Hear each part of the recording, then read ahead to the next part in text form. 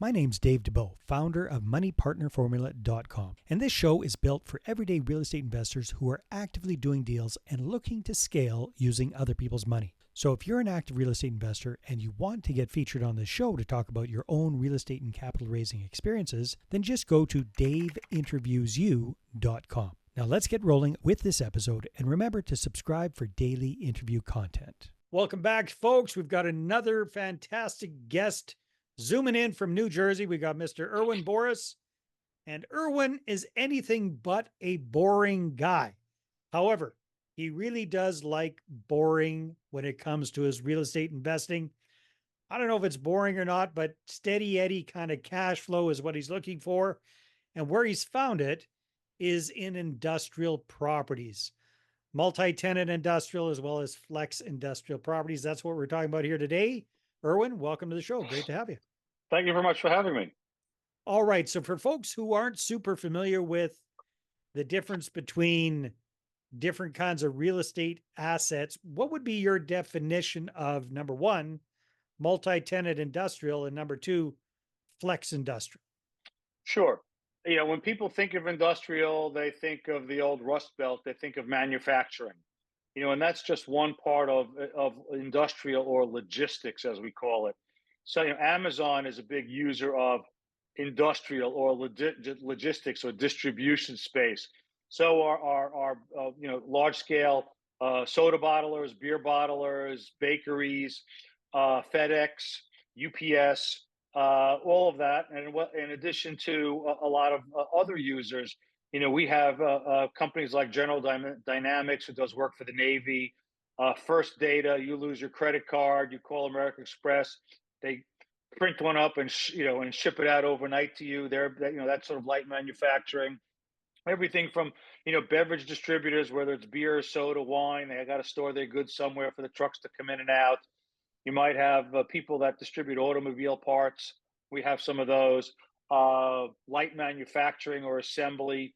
So it's the gamut. It's anything in one of those big boxes that you see with all the tractor trailers, either in the front or the back, and coming and going and delivering goods across the country. North America all the way down to South America. If it wasn't for the rail, and the rail doesn't go everywhere, everything is by tractor trailer, and that's where these buildings come in. Now, the difference between the flex is only really the ceiling height and the size of the tenants. So in a flex building, you might have 18 or 24 foot ceiling heights, as opposed to the new industrial that everybody sees, the brand new stuff, which might be 32 or 36 feet tall to the ceiling height inside. And in the what we call small bay flex, you might have the plumber, the electrician, the painter, guy that does sheetrock, people that fix appliances. Like, I have a jobber for Samsung that does a lot of small appliances repair. We have book distributors. You go to the airport, you see those jars of food in the vending machines. We have those in one of our facilities. We have a guy that does a coffee roasting, makes custom make ice cream. Anything that's not really distribution. People that just start out and don't want to be in their garage might need 2,000 or 3,000 feet somewhere. And flex can go down as small as 2,000 feet. I've toured buildings where you have guys that grow coral for saltwater aquariums, which I thought was kind of interesting. So it's given me an insight to a lot of different businesses where you never really thought. Some of them you didn't know existed, and some of them you sort of said, "Well, I wonder where they do this." And now you know. So, Irwin, know. you've done a lot when it comes to real estate investing, lots of different stuff, and single family and multifamily and whatnot. What is it that you like so much about these investments versus other asset classes? I find that these are boring investments. If you have good tenant relations and you can always keep them full, they pay their rent on time. I'm not looking for, like, people invest in multifamily value add. I'm not looking for a rocket trajectory in order to make it work. We buy these things at really discounts to replacement cost. We're not upside down on our cap rate versus our financing rate. So we get positive cash flow out of the box. Where multifamily, you're buying on a lower cap rate, financing on a higher one, and have to have all this extra capital to really make the money work. we also look for deals where we think we can pay our investors, at least 7% in the first year on a current basis. So they're boring. We put them on autopilot. We have a complete management platform that keeps the tenants happy, keeps them in place. And and if you think about it, if rent is growing at contractually, meaning by the lease, 3 or 4% a year, figure what that does to your body weight over 5 or 7 years. You're going to create a lot of value. Now, are you just purchasing these kind of properties ready to go out of the box, or is there some sort of a sweet spot that you're looking for where you can add value either by changing leases or doing something creative with the properties in that way? Sure. The one thing we look at is being able to have positive leverage. And right now, there's a little bit of a disconnect in the market as the interest rates in the States here have really come up, and a lot of sellers sat on the sidelines. Well, now they're all of a sudden they're ready to sell.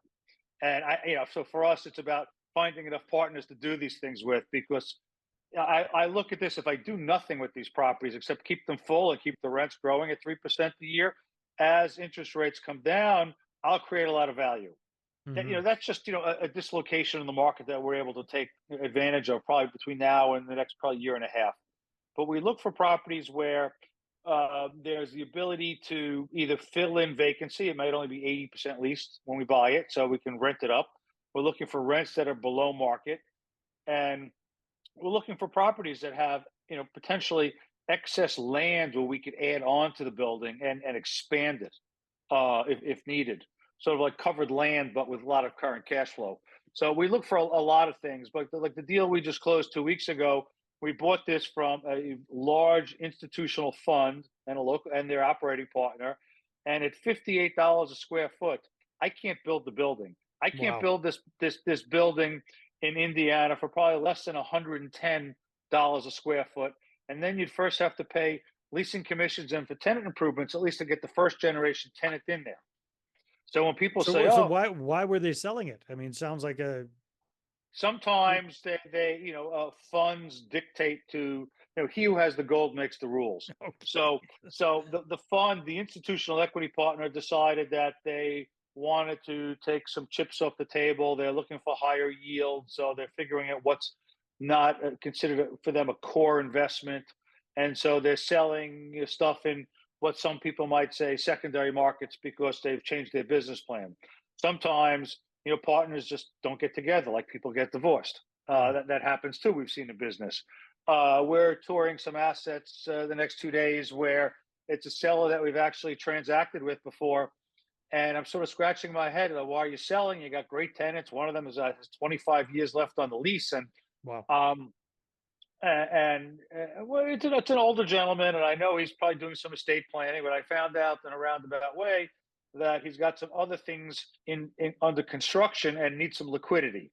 Ah, So that being said, he's not that price sensitive. We have a form of contract that was acceptable to us, so he's willing to transact at a better price in my towards me, because it's someone that he has familiarity with. he We have trusts another, you. He knows. yeah, he Yeah. trusts us. We have another seller. It'll be our third transaction on some flex space in the Baltimore Washington market. It'll be our third transaction in that market with him. Uh, he knows I'm never going to be the highest bidder. I'm not doing anything crazy, but he knows I close. We have a formula. He's been through it twice before. It's about certainty of close. Mm. And sometimes people just want to sell because they don't know what's happening. There was talk of potentially raising rates still this year because inflation's running hot. And sometimes it's better to have some profit than potentially no profit. Got it. Yeah, no, that makes a lot of sense. So, Irwin, it sounds like this is a fantastic, steady Eddie, boring kind of asset class. You found your niche, you like it. It can't be all sunshine and flowers. What are some of the pitfalls? What are some of the negatives to this investment class in your experience? Well, part of it is managing the lease renewal or lease expiration process. Hmm. Sometimes people buy these things, or you could buy them and they're fully leased, and you figure, great. Well, here you go, and the tenant might have a renewal option. They might have no renewal option. Let's say they have no renewal option, and you fall asleep. And the next thing you know, it's 60 days before the end of the lease, and all of a sudden the tenant says, "Oh, we're moving out," Hmm. and you're scrambling to you don't want to have it vacant for a long period of time. So even so, a lot of times in our form of lease, as well as a lot of other more seasoned owners, you have a notice provision. So you have to let the landlord know a minimum of 9 months prior whether you're renewing or not. So that gives me plenty of time to retenant the building. If you don't have a renewal, I tell you that 9 months beforehand, I'm going to put it on the market and parade people through there, and that might wake you up. So it's about managing your occupancy by managing your tenants, uh, and it's trying to stay in constant contact with them. So you know if they need space to expand. So if you have somebody to the left or the right moving out, then you want to be able to give them a right of first offer on Hmm. expanding, because if they've been a good tenant, then and you can help them grow, you make them happy, they'll be loyal, and it's sort of one hand washes the other. Right. Uh, and by and large, these properties are triple net, so I'm not worried about real estate taxes. I'm not worried about the cost of insurance like the multifamily owners have been absorbing the last 2 years. But industrial didn't get hit like multifamily did, Hmm. uh, because you don't have, like 400 kitchens, bathrooms, 800 toilets, and air conditioning units and things like that that can go wrong in a disaster. Yeah. Uh, these things are built like tilt up concrete steel frame that they're built to withstand a lot of punishment.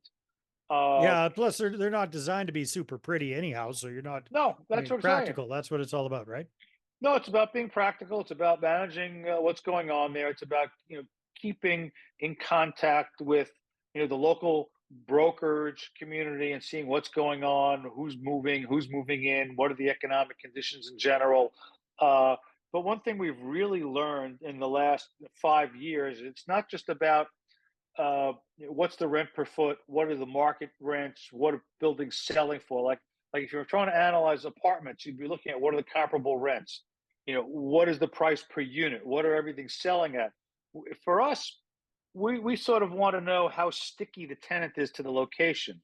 Hmm. It's how many people do you employ?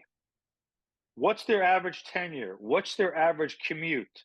When I have the deal we just closed, I have a tenant that's been in the building 23 years. They only renew 3 years at a time, but they employ 100 people in 2 shifts, and they're dying to hire more people because they're giving out overtime.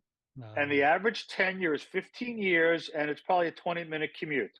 That tells me they can't move more than a mile in any one direction before they lose part of their workforce. right. Yeah. So it's about the stickiness of your tenant. So we spend a lot of time trying to figure out what the sense of family and camaraderie is within the business, in addition to replacement cost and things like Yeah. that. Oh, that's really interesting, Erwin. No, very cool. So you've been in real estate one way or the other for quite some time. What are some of the challenges that you're seeing in the market these days? You know, blow off from the multifamily space, how things are looking for capital and rates and investors and that sort of thing these days, Erwin. Sure, I'm seeing a lot. Unfortunately, for some of the multifamily investors are being faced with capital calls, Yeah. uh, and so that's limiting their ability to find invest in new opportunities, regardless whether it's multifamily, office, hotel, or industrial with me. So I'm hearing that from a lot of people. Some of them are uncertain if they're going to even get at whole, and if they have a capital call, do they make the capital call or face dilution? And some of them have asked me to take a look at things. Was one time we had 8,000 units, so I know at least just a little bit about apartments, and so Yeah. I try to tell them what I would do. Uh, but interest rates, I guess, and just all this talk of inflation have also spooked some investors. We have larger investors, like let's say a family office, they might be very happy with a 5% treasury yield for the next 2 years, and Mm. let's see what happens. So there's probably less investors in the market than there accredited investors anyway. But then I look at sponsors that have 8, 10, 12 deals that aren't distributing or on watch list, and they're in the news, yet people keep like lemmings. They walk off the cliff and give them more money. And I'm like, well, it's not going to happen again. It's not going to happen again. I'm like, sometimes you got to take a pause and step back. At least Yeah. that's my opinion. Um, and if because the underwriting hasn't changed, I actually got on the phone with one sponsor. They were raising money for three assets that they owned already, and I know that they have 10 deals that aren't distributing. I'm talking to other investors, and I said, so tell me about these deals that aren't distributing.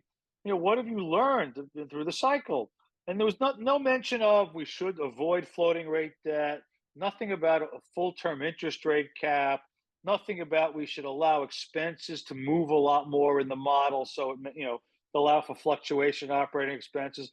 The bottom line, he said to me, is we need to control the supply chain so we have all the materials on hand to renovate the units.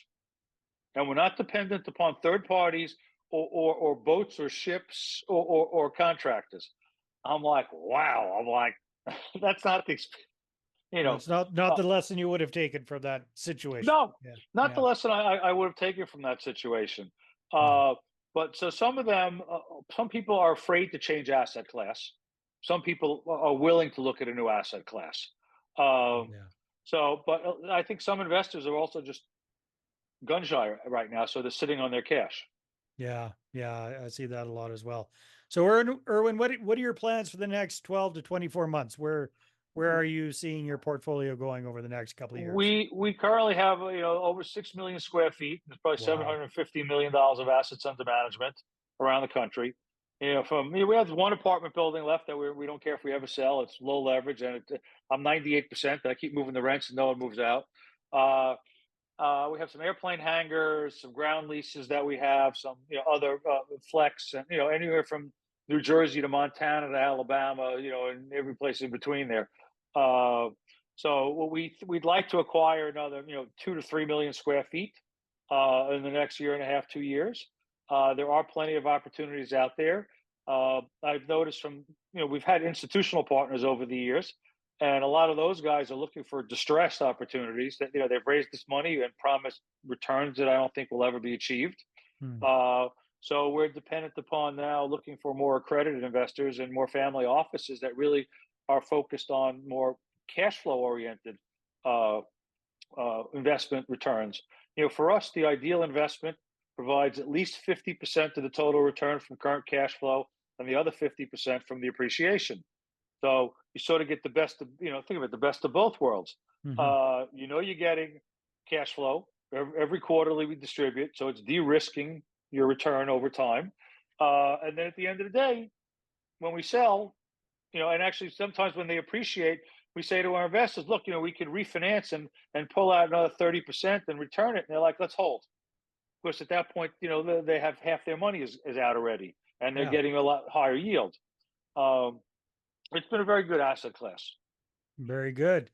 Erwin, if people want to reach out and find out more about you, connect with you, where can they go? What should they do?